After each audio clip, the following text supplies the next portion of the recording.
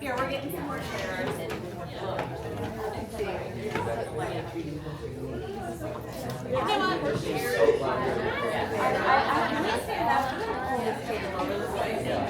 Yes, I believe that we are. Sorry, I don't know why they put them so I close. personally know.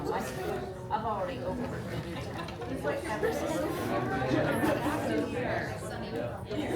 I don't even know if there's room anywhere.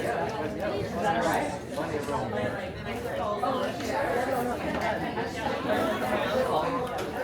Thank you.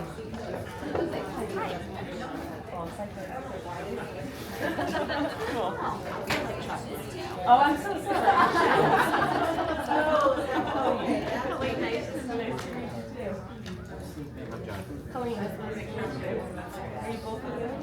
I have one more chair.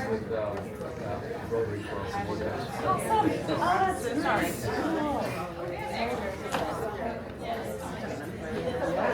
I ran out in my car first. Run more, so I can imagine people are running fast because I Yeah, I was here.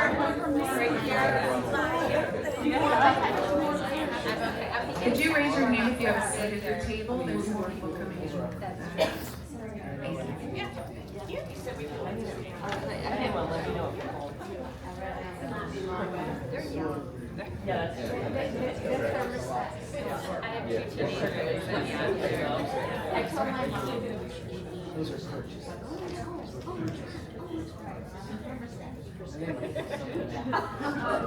Married to a teacher. No. Yeah, and I could never wear a coat. Could you do that hand raise again if you have a seat at your table?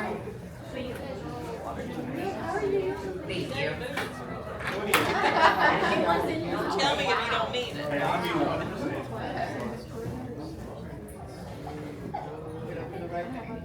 All right, I think we're on time to get started. Welcome, everyone. I can't compete with Ron, so I'm not going to pretend that I can. I was very excited about giving a warm welcome, and then I heard his this morning. That's right, I'll just say welcome. You're doing great. So thank you all for being here and joining this this conversation. There's some seats up front still if somebody would like to sit. So just want to say a brief welcome, and my name is Erica. Smith. Just getting used to that. I've been married for 3 weeks now, so and I work at Chiesi, and I get the privilege of being a moderator and learning along with you during this panel today. I'll ask all the panelists to introduce themselves.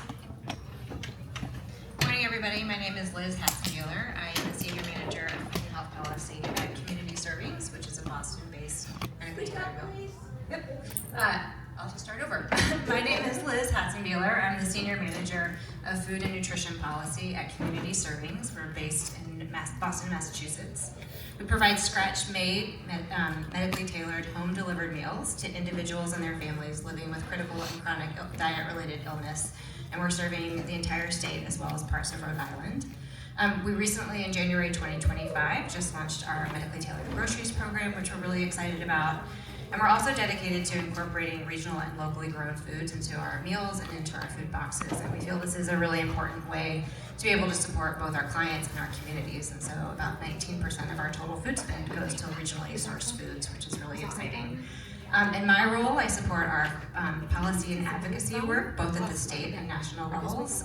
At the state level, I get to work with our Medicaid 1115 waiver, or the HRS and health-related social needs program, which I'll talk a little bit more about.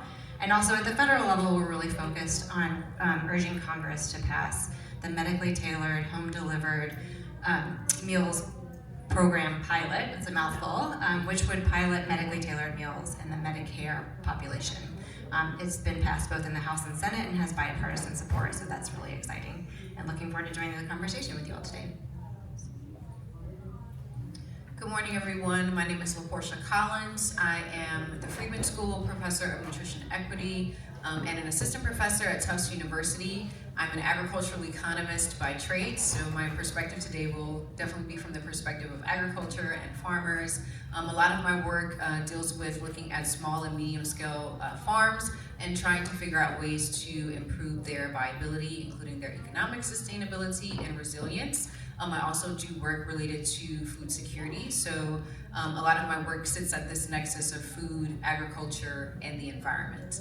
A lot of my work right now centers around food as medicine programs, and one of the things that I will talk to you about a little bit today is some of our work looking at how these food as medicine programs can be economically viable and help small-scale farmers. I just want to listen to a panel with these two, but I'll join in. My name is Maria Bowman. I'm the Director of Health Initiatives at the Blue Ridge Area Food Bank. So I'll bring a food bank perspective. And that food bank is in the Shenandoah Valley of Virginia, such a beautiful area.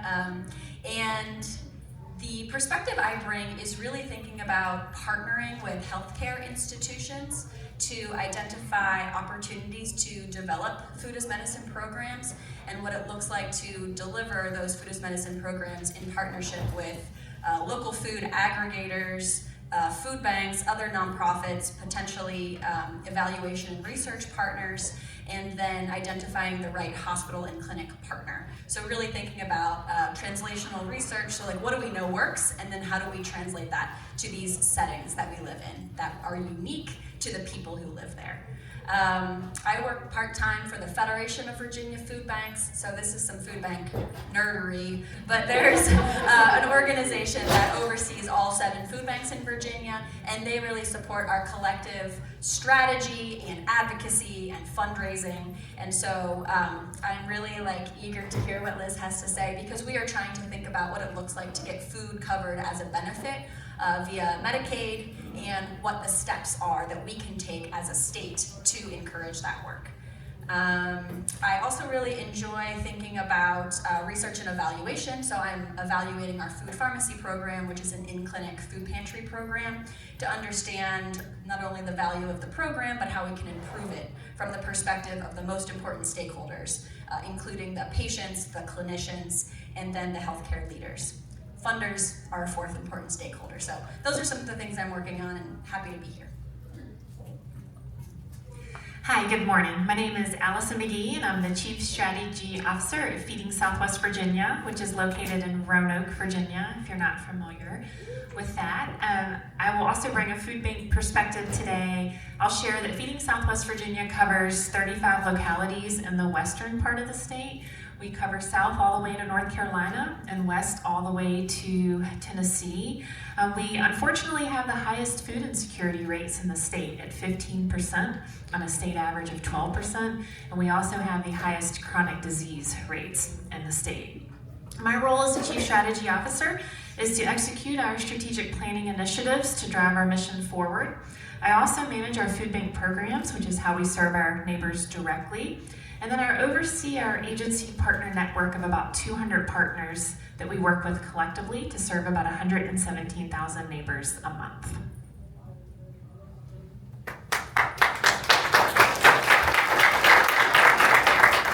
Very impressive group of folks doing really important work, so thank you all. I want to begin today by aligning on the words health equity. I want to make sure that we have a shared definition for the term as we work through the session today. So health equity means that everyone has a fair and just opportunity to achieve their best possible health. Some call it health optimization, some call it whole person health. It starts with ensuring everyone has access to nutritious food, regardless of their zip code, their background, or their income. In today's environment, the word equity can be charged with negativity, but no matter what you call it, the fact still remains that a person's zip code tells us more about their health outcomes than their own genetics. So today's sessions will explore ways to impact outcomes for all patients, a journey that starts with access and it builds to trust. So Maria, I think you have a story to share with us to help illustrate that.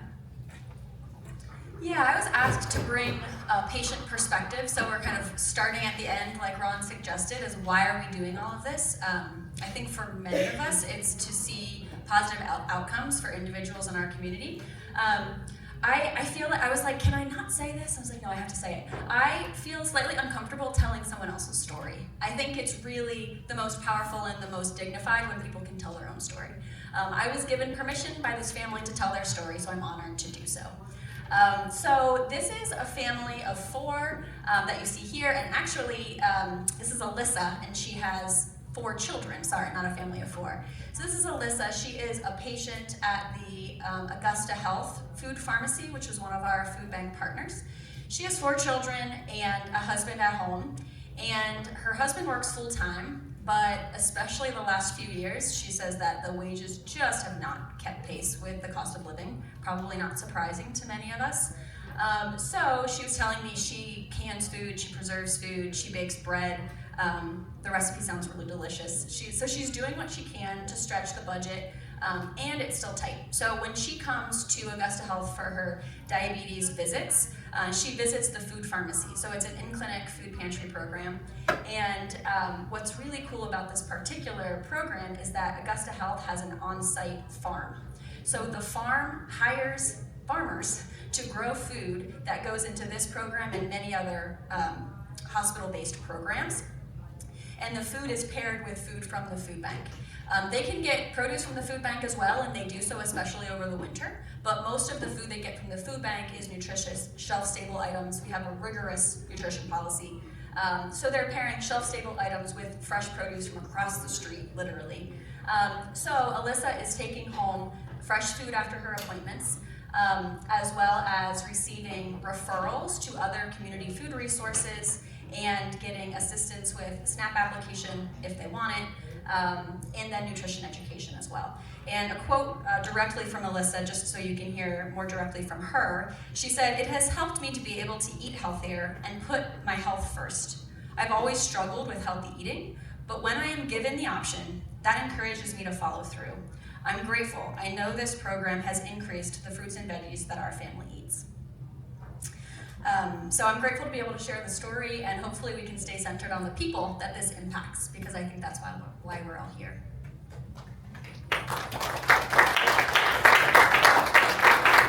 Thank you, Maria. If you could go ahead and get your phones out and take a little picture of this QR code to get to the Menti site. We're going to have some audience participation. So you may have thought you were coming to listen. Haha, you're coming to work. So we want to make sure everyone gets a chance to go ahead and get that ready. We'll come back to that. You'll have that visual again later. I want to anchor us all in this visual, the pyramid. We'll use it to explore the food as medicine journey today. The Robert Wood Johnson Foundation defines food as medicine as the idea that healthy food and nutrition are essential for preventing and managing chronic disease and are foundation to overall health. Many patients receive a referral from their healthcare provider for these services, and as we move up the pyramid here, we're moving from prevention to treatment. So you'll see we begin with population level healthy food policies and programs, like so many of you run, and like our hosts in our Faith Food Shuttle. Then we move to nutrition security programs. Again, we heard a lot this morning about the realities of the government shutdown and how the lack of SNAP benefits are really impacting patients. So we'll talk about that a little bit again as well. And then we move up to produce prescription programs. So we're beginning to get into the domain of these wonderful women and the work that they are doing. We'll work up through medically tailored groceries and medically tailored meals. So we'll come back to this throughout the presentation. Just wanted to give you guys a chance to center on this and anchor in it. And now please go to your Menti, because we have a question, a polling question to understand your familiarity with the pyramid. So you'll see on your screens, on your phones, you should see the question, how familiar are you with the Food is Medicine programs? And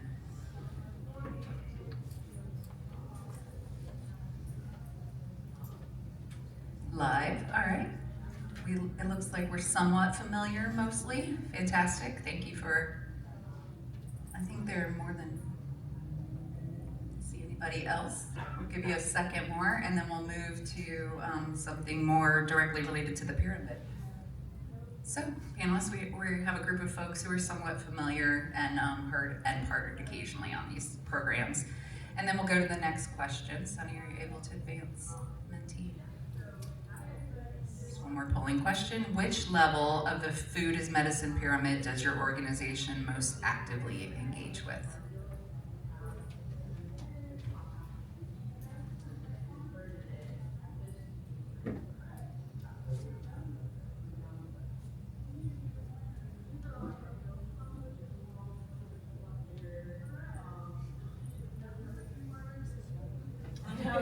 Yeah, it is live and in action. It looks like we're mostly, as we kind of alluded to at the bottom of the pyramid, working on prevention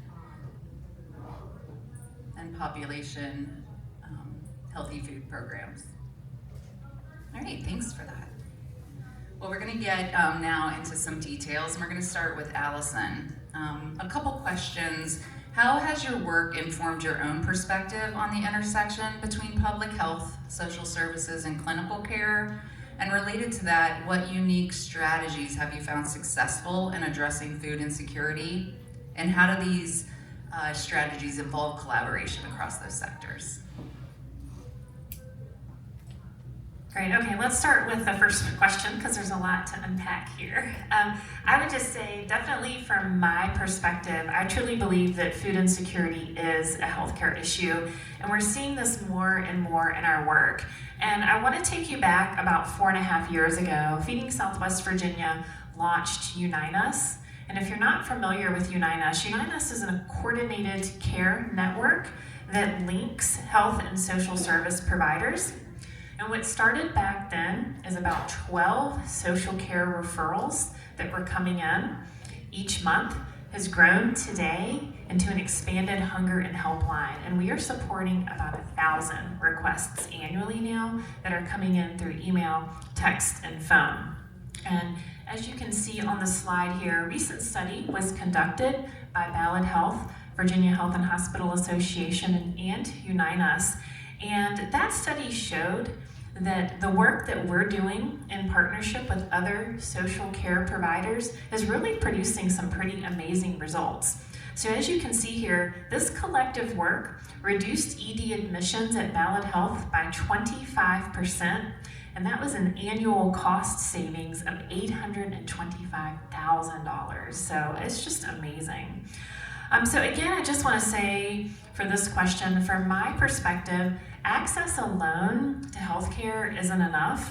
Without addressing food insecurity, we're definitely leaving major gaps, not only in patient recovery, but also in long-term health. So that is my response to your first question. Your second question, which just to remind the group, what unique strategies have you found successful in addressing food insecurity, and how do these strategies involve collaboration across sectors? So just as a reminder, that is question number 2. So I'll start with one thing that I have learned in my many years of work is that collaboration is definitely the key to success. And when I think about collaboration, I often think of Helen Keller's just very simple quote that says, "Alone, we can do so little, and together, we can do so much." And I just think that's so true.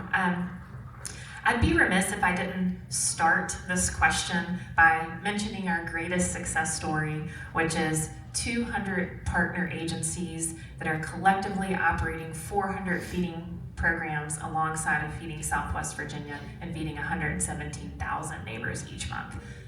Hands down, greatest success story. But when I think about collaboration across sectors, I want to share a little bit about our collective food as medicine work, which we've really been able to grow over the last 4 years.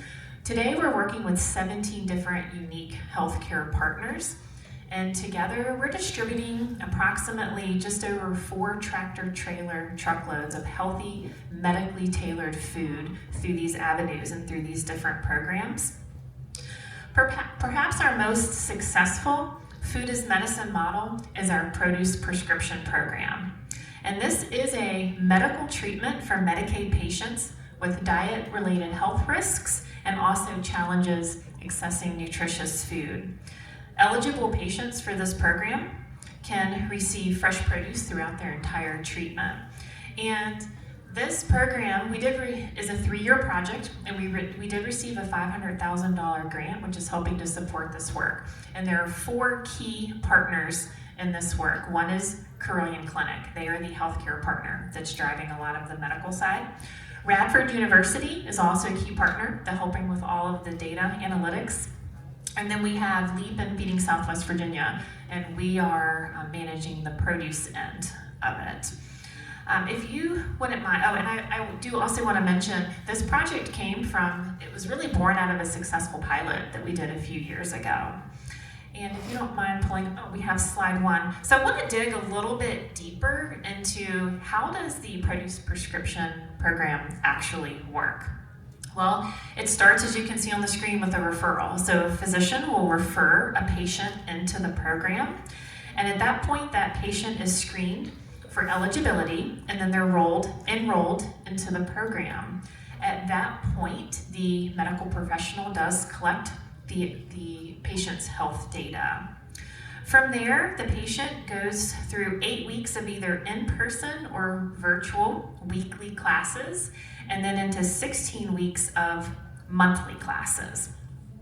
Throughout the entire process, not only the patient, but every single household member in the patient's home is able to receive $15 of fresh produce, either in class, or they can receive a voucher of equivalent value. And I do want to mention that all of this produce is sourced locally through our local farmers and resources. From there, I want to mention that the medical providers stay with these patients throughout the process. So they're constantly sending reminders, they have phone calls of encouragement, and they're certainly working to solve problems and remove any barriers that these patients may have to, if it's a transportation barrier, to get to class or any other barriers that could be there. And then as the project concludes at the end, we have a post-evaluation because we want to create a plan for these individuals who have been in a pretty intense process to make sure that they can continue the success into the future. So we create an ongoing success plan for them. And if you don't mind moving to the next slide, we are completing year 1 of our project where we focused on 2 communities in Southwest Virginia. And in year 2 and 3, we're going to be expanding this work to 2 additional communities. And when the project is complete, we anticipate that we will have data on about 300 participants. So I'll close just with a final thought here. Through our Food as Medicine partnerships, we've definitely been extending our reach to serve more neighbors and also address chronic health conditions.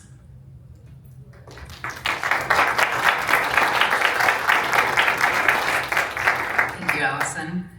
Now I definitely understand why you needed slides to walk through all of that. A lot of complicated and really important work.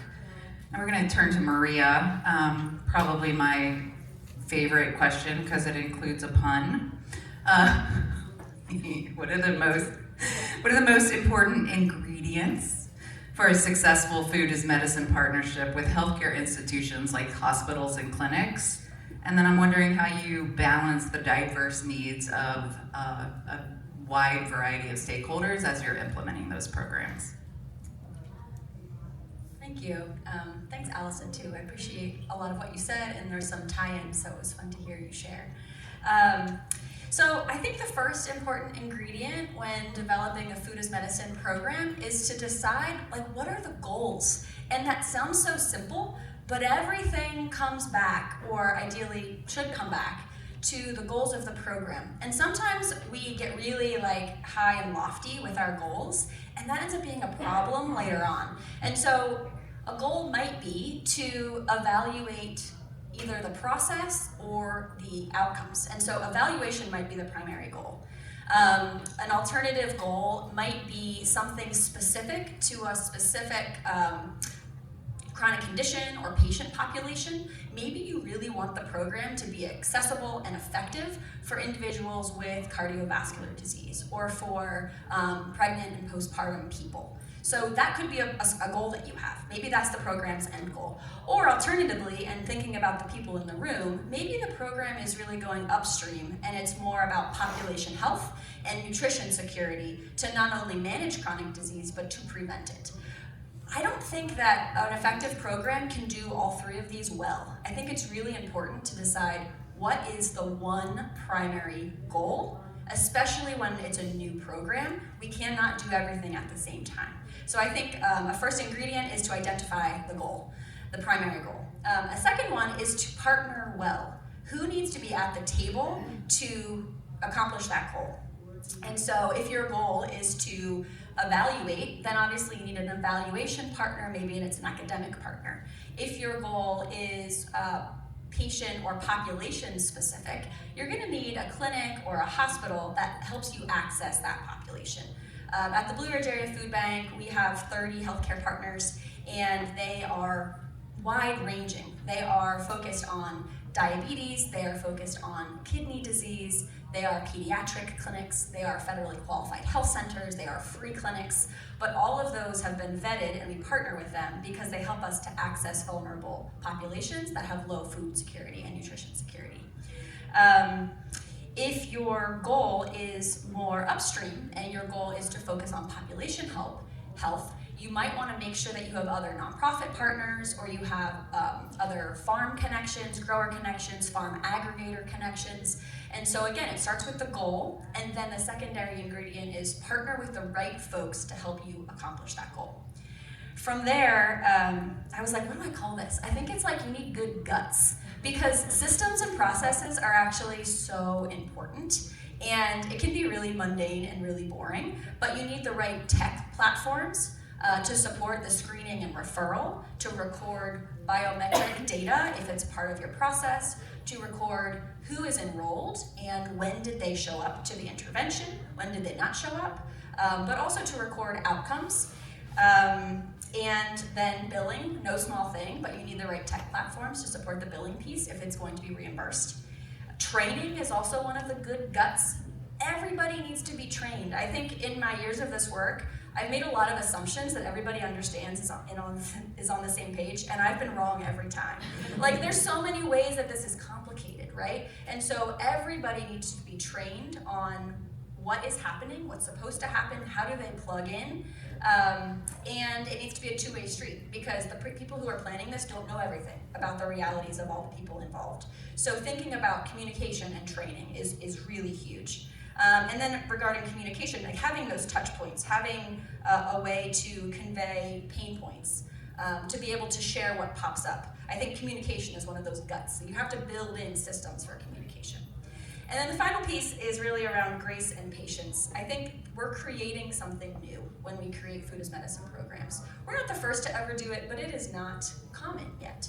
So we should just expect that it's gonna take longer than you want. It's like building a house. It's like, it's gonna cost more and take 10 times longer than you expect. But like, if you plan for that, it feels a little less devastating. So expect that it's going to take longer. Expect that things will pop up and be hard. Expect that it's going to be more expensive.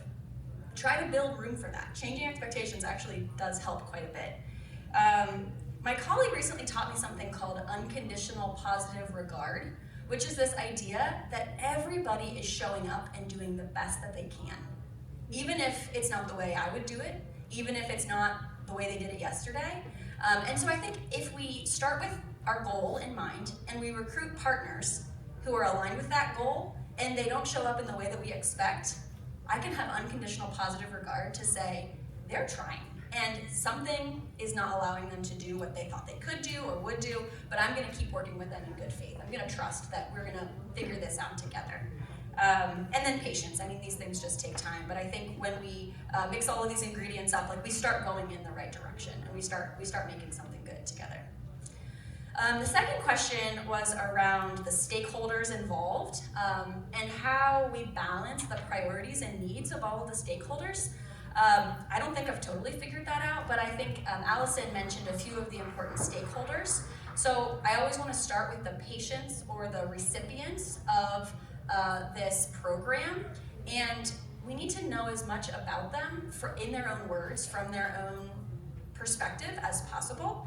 Because if we really want to start with that end in mind, our goal probably focuses on the people. And if we don't know about the people, if we haven't spoken with the people, we're not going to reach the goal, right? And so individuals, patients, community members are a stakeholder. The clinicians are a really important stakeholder, or the program operators. The staff members or volunteers who are connecting the dots between community members and the intervention, really important. Another one is our healthcare partners, the leaders of the healthcare entities. So this is the clinics and the hospitals and the individuals who are making the decision whether or not to allow a food as medicine program in their facility.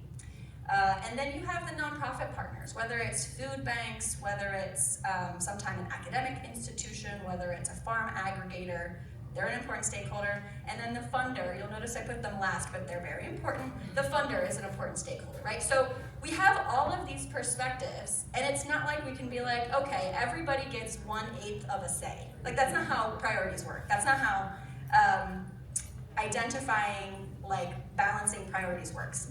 So how do we navigate that? What do we do? I think it comes back to your goals. What are you trying to get out of this? And the goal will help you determine who to ask questions to first. Who's